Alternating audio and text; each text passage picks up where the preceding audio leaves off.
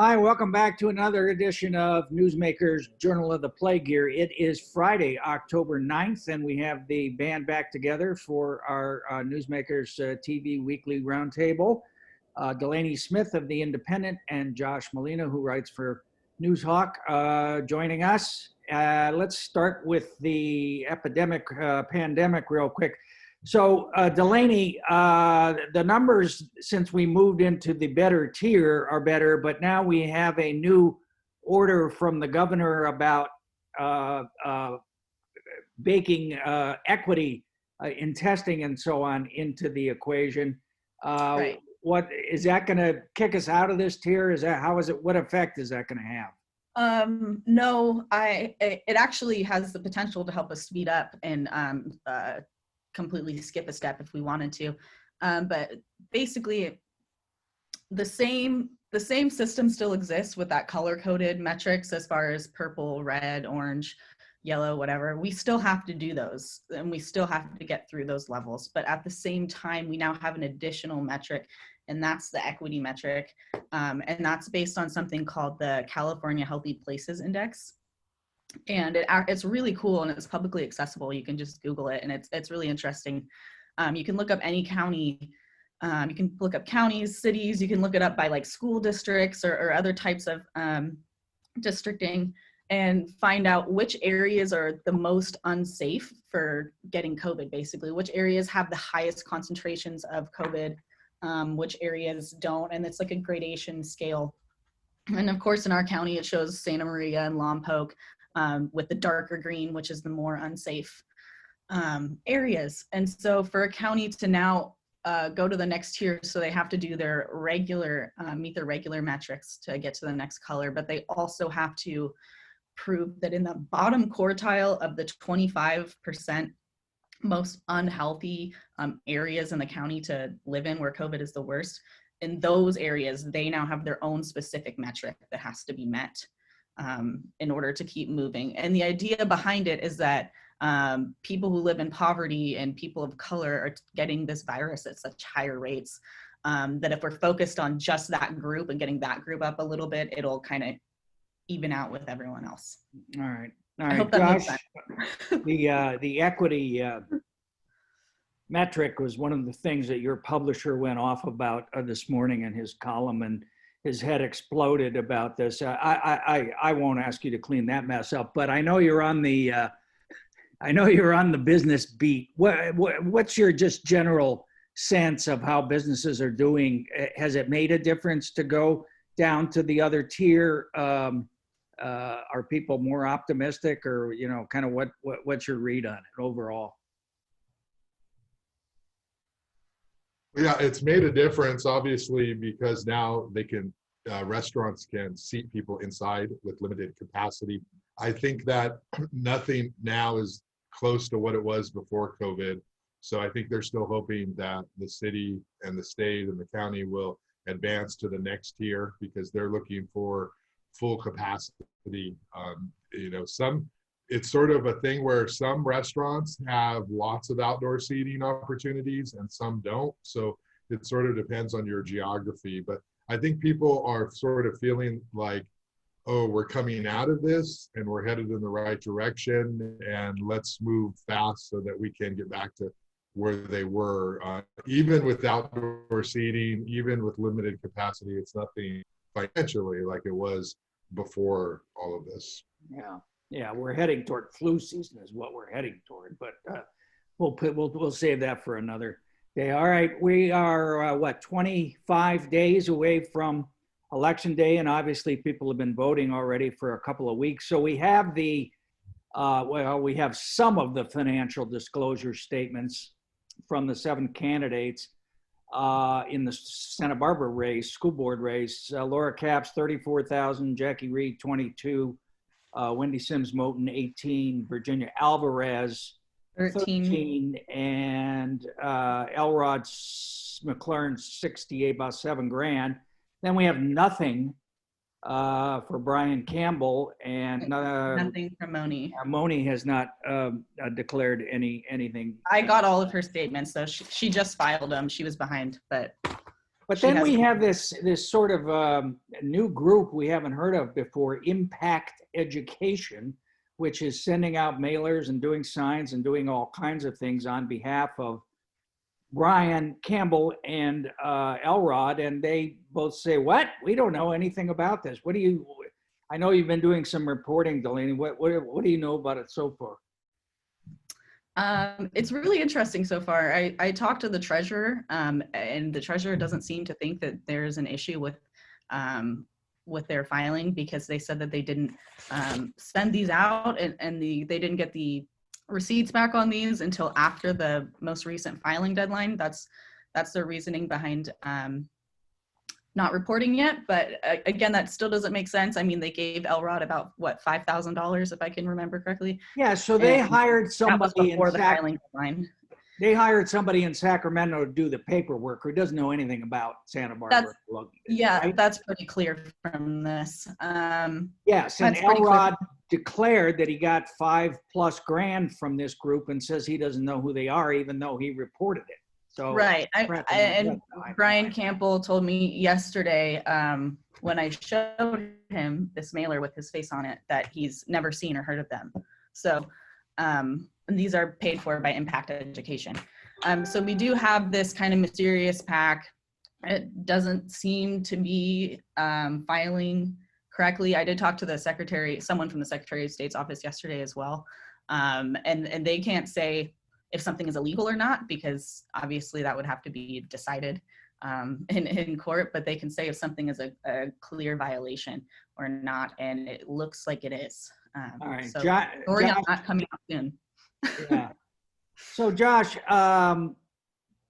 the only local name on this group is Dan. Is it Dan Farrick from Impact Hub? Has he had any political history that you know about of giving or being connected to anybody? Not that I know of. I've not seen his name as somebody who's been a big donor over the years to candidates. So, and you talked to him, Delaney, right? You're in touch with him, and he says he's in Mexico and he knows nothing about nothing. He said he was in Mexico. He did end up getting back to me by the end of the day after talking to his people, whoever those are. And then he told me that him and the treasurer had talked, and that according to the treasurer, they are fine. So is this connected to fair education? Do we know? And the great James Finkner? Well, that's the rumor going around. That's what a lot of people are speculating. There's obviously no clear-cut proof. There are some indicators, again, with this mailer here, just with this language. Some of these phrases are really similar and really commonly used and said in the past by fair education members. So it seems like they would be, but again, they don't claim to be affiliated, and there isn't any actual proof. Yeah, you know, Josh, I go ahead. I know I subjected you to the Mark McIntyre interview with Elrod and with Brian, and both of them were at pains, both candidates in that interview, to try to distance themselves from fair ed, and I believe they did the same on KUIT this week with something that's not been put up yet. What's your sense of what's going on? Can you untangle us at all? Well, I think that Laura Capps and Wendy Sims Moten and Jackie Reed, they're playing chess, and Elrod and Brian Campbell are playing checkers.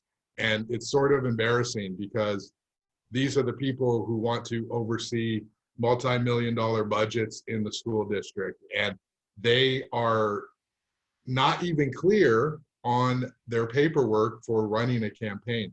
The idea that Brian Campbell has not done what he needs to do in order to fundraise on paper is not a good sign of leadership. Like you would think he would have all of his ducks in a row to do that. Either he's raising money or he's not, but yet there are ads that suggest that he's raising money. So that's sort of interesting. Elrod is getting money from this group. These people are probably making a distinction without a difference. Yes, I can say I don't know who's behind this PAC, but obviously did some mystery group come out of nowhere to get involved in education that has not been around? Okay, so if they are, the media will find them and write a story about them. But probably it's sort of a couple of degrees of separation with some mastermind behind it. Probably that's the way things work. I mean, that's how it works in Sacramento. That's how things work. That's what people don't like when people say, don't bring that Sacramento politics into Santa Barbara. That's what people are upset about, because there's too much mystery. What's the deal? I don't know how you can say that. I don't know how you can accept $5,000 from this group and say, I don't know who they are. That seems very odd. And if we believe that on face value, okay, great. We believe that. You're a novice to politics. Fine. Okay, well, you need to know who they are. You need to know who you're accepting money from. Like, you need to actively find that out. It's such a large amount. So I think that it's very frustrating. They have this view that the media asking questions about this thing somehow indicates bias. But no, that's not bias. This is like the media trying to explain It's called things. journalism, I believe. It would be biased if the journalists didn't ask these questions. Like, it's sort of flipped.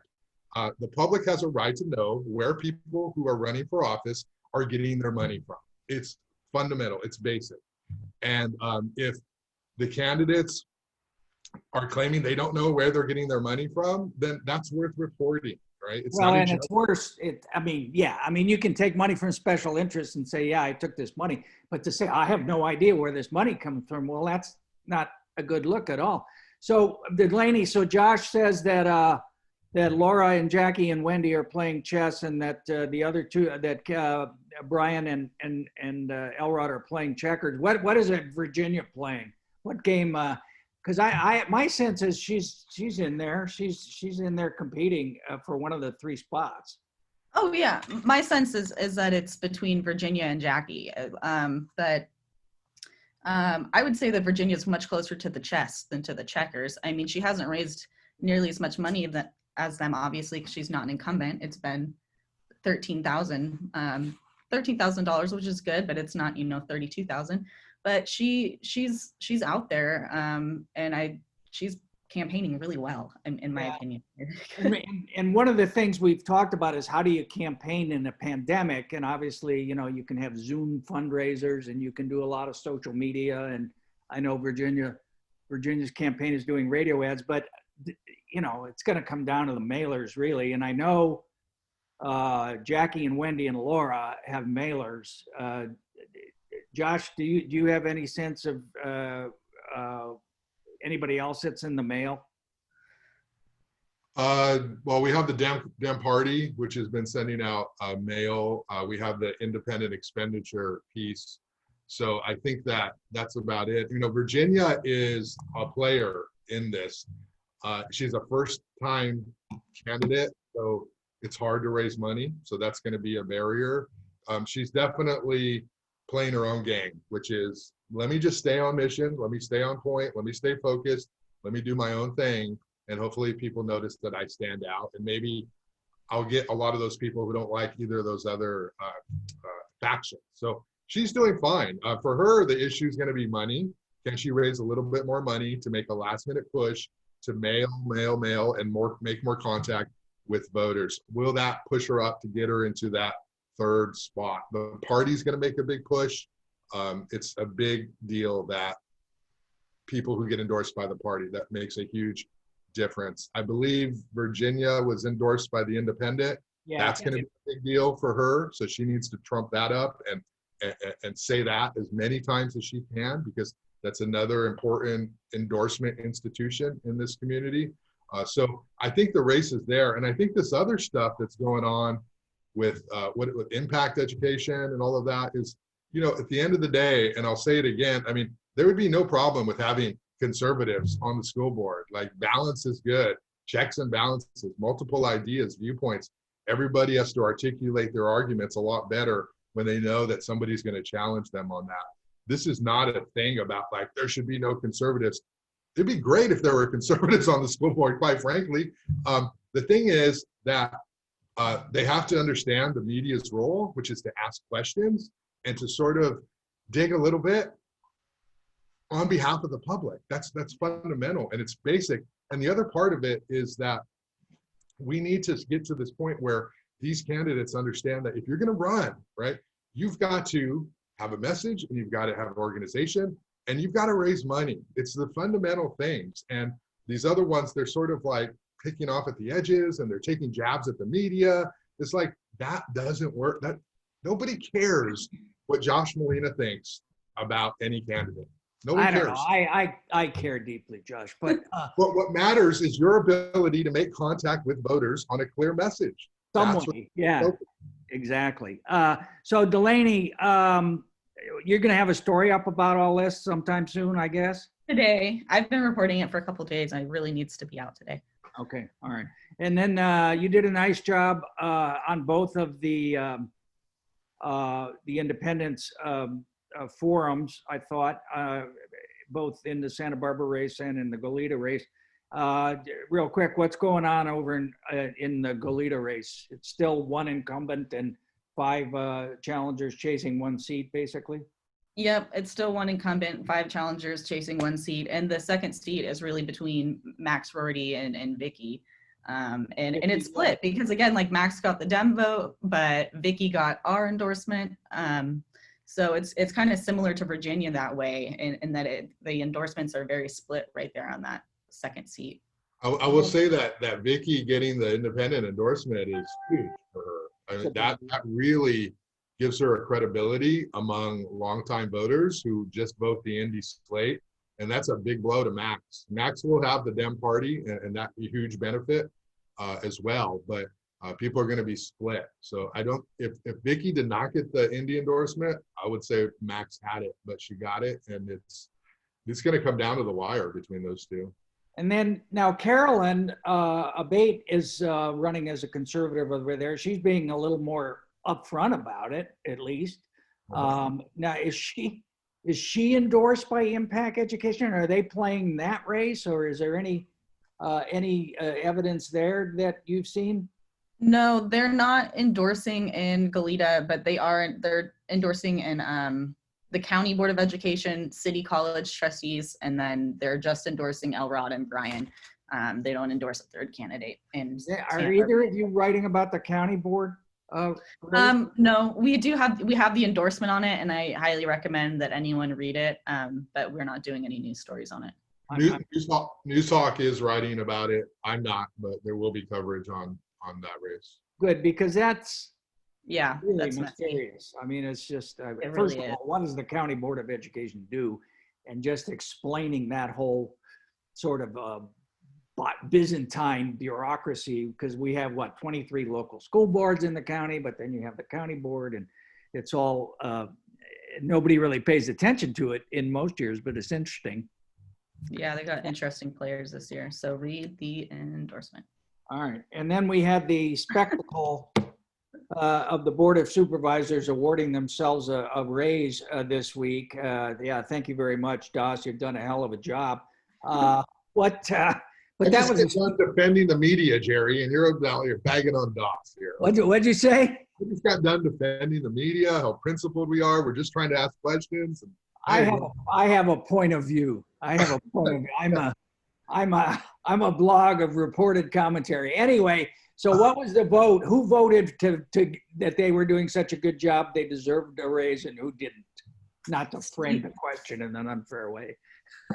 Steve Lavanino and Joan Hartman and Doss Williams were the ones that voted for the raise, so it did pass. And then Greg and Peter Adam voted against it. And then Greg actually called me afterwards because even though it had passed, he said that he's still going to work with staff to make sure that he personally doesn't get a raise anyway, even if everyone else does. Well, Peter Adam is a, libertarian kind of guy. So I think on principle, he votes against most of those things. I credit Greg. I mean, we hear all these horror stories about how, oh my goodness, tax revenues are down, the pandemic and everything. And then they turn around and say, but it's, we deserve this raise. At least Greg is being, I think, somewhat intellectually honest on that point. Yeah. And then they built in some automatic escalator for future years. Is that right? Yeah. Well, it has it had been built in, but yeah, they built in the automatic escalator for future years. So we'll see. I mean, it's kind of ridiculous because COVID, the damage from COVID is going to be so far in the future impacting us still.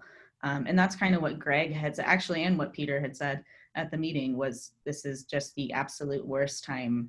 Yeah. If we were a private company or something, we would never grant ourselves a raise right now. I mean, and just as a matter of perception. Yeah, I mean, I agree with Joan, this isn't a lot of money for the responsibility. Okay, so yes, people in Ventura get paid more, people in LA get paid more, but come on, it's like the economy's in the tank, and so we're going to give ourselves, I mean, people are out of work. Josh, do you have anything to add on that, or do you just want to support the swill you recycled in your story about the response to the grand jury on the pot the pot report? I knew you were not going to let me get away with that one, but it's a perception issue on the pay raise. I mean, obviously, you go into government and that's a different deal than the private sector. People always say in the private sector, this would never happen. Well, they're entirely different worlds.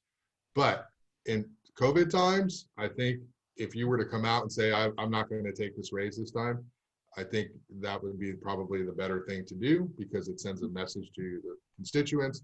We're all on the same side here. All right. Before we leave politics, anything new in the mayor's race in Goleta or the council races there? Or is that pretty much status quo? Well, Paula Perotti is, running for re-election against Roger Aceves. It's going to be a close race. It's going to be a good race. Roger is touting diversity a little bit more.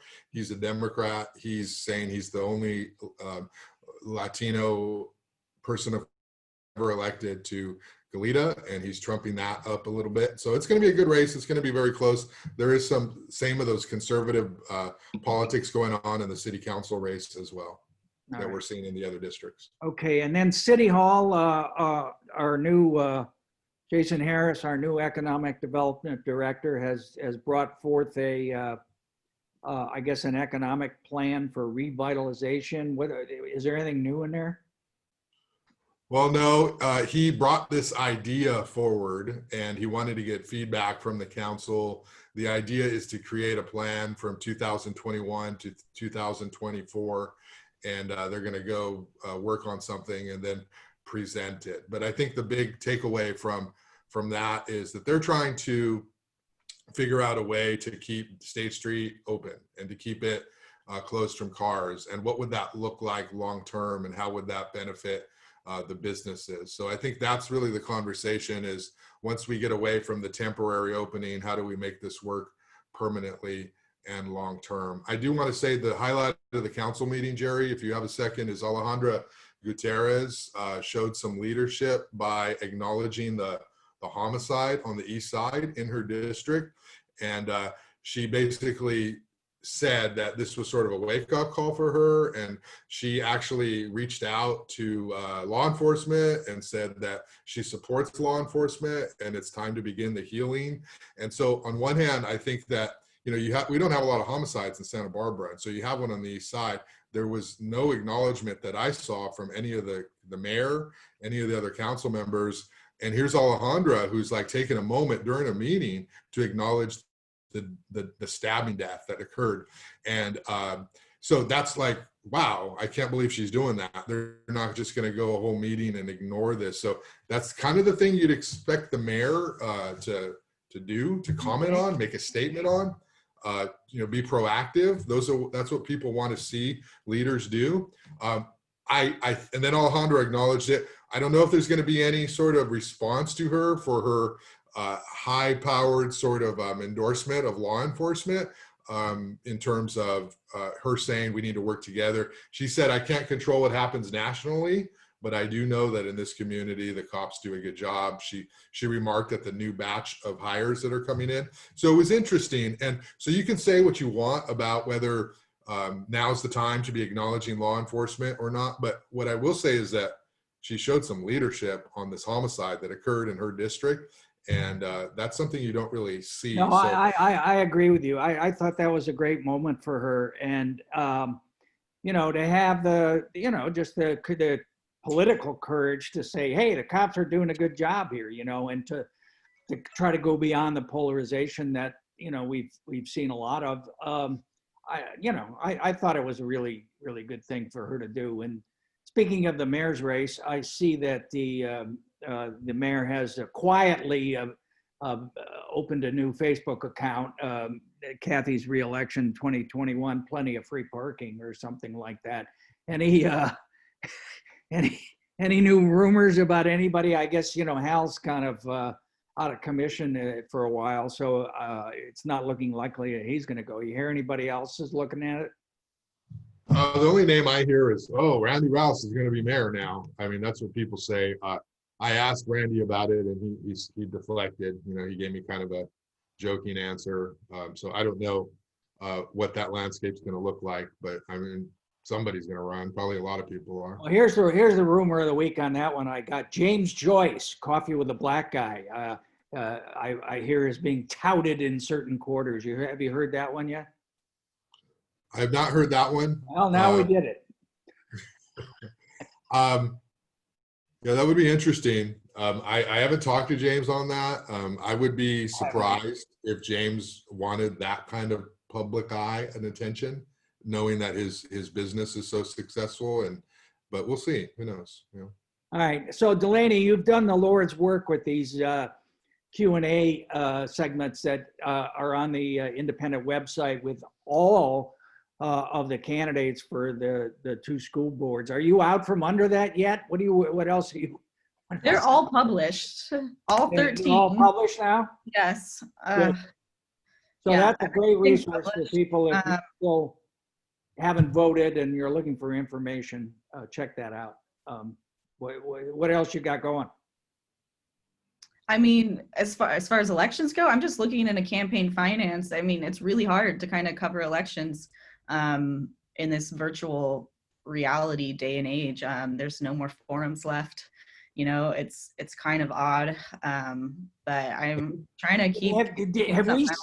Have we seen KYT did one, I think, on Monday, but I don't think they put it up yet. I don't know if that's yet available or not. But I don't think it is. And Newsmakers has now completed its interviews with all 7 candidates for this report, which are up Friday. And then Josh, who you got on the podcast this week? Well, Jerry, I have a well-known, well-reputed. It's me. Oh, yes. That I'm currently in negotiations with to make an appearance. I did a really good podcast, which I released this week with Steve Epstein and Kostis Protopappas from Opera Santa Barbara. And they talked about how there's nothing in the guidelines that for COVID reopening that deal with live performances. And so they're really making this push to reopen, to have live performances, doing the whole thing that everybody does, which totally makes sense, is how can you have 500 people on the 500 block of State Street gathered in close quarters, but we can't watch a band play in public? And so that's really interesting. Opera Santa Barbara general manager talking about, and basically this goes back to what we talk about here on this show, Jerry. They are not happy with leadership at City Hall. They don't feel like City Hall's doing anything to help facilitate this, so they're trying to just do it on their own. So that's a good one to check out. Well, and the Dem Party is going to try to ram through Kathy's reelection, so that'll be a story to watch right after November. And then real quick, we had this sort of class warfare out at the Bacara about parking in the Haskell's Beach parking lot. It looked like that was a good moment for Paula, actually. She kind of stepped in and straightened Yeah, out. well, the Bacara general management put flyers on cars that were parked overnight in the beginning of September and said, In the public parking. yeah, it's a public space. When they built the Bacara, they said, you need to have this path because this is Haskell's Beach. It's a local beach. And they got in a lot of trouble. Paula Perotti called them in and said, you can't do this. This is Goleta. That parking lot's open to everybody. And then they backpedaled, they fixed it, they're working on it. But I guess there are some peripheral issues with trash and encampments and homeless and people parking. So now the conversation sort of shifted to how to deal with that people getting access to the Bacara. All right. Well, good leadership by her on that, I thought also. All right, you guys, thank you so much for taking the time. And we'll see you next week, huh? Only 2 weeks till the election. It's getting, How many Tuesdays, Jerry? 2 Tuesdays? 3 Tuesdays? next week will be 3 Tuesdays, yeah. All right. Wow. We're I'll getting, wait for that email. Okay. oh, I've got a new delivery system, special announcement coming from newsmakers on Sunday. Watch your email box. Uh-oh. All right. Thanks, Delaney. Thanks, Josh.